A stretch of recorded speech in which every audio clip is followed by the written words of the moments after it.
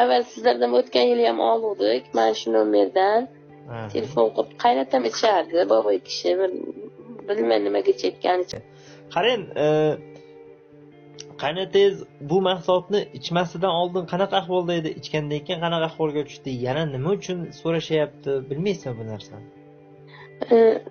Shu yaxshi foyda ko'rsatgan ekan qaynatamga. O'tgan yili qishda borku, qishda ichdi, qishi bilan bu yil ichmadi. O'tgan yili umuman sovqotmardi, ko'zlarga yaxshi foyda qildi, oyoqlarga foyda qilganmish. Endi o'zidan o'tgan o'zi bilan shunga yana buyurdi deb shu menga 2 kundan beri telefon qil deb yotdi, shunga telefon qilyapti.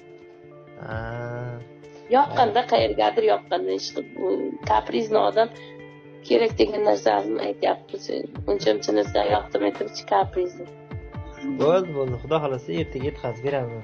Manzilni yozib olishim kerak.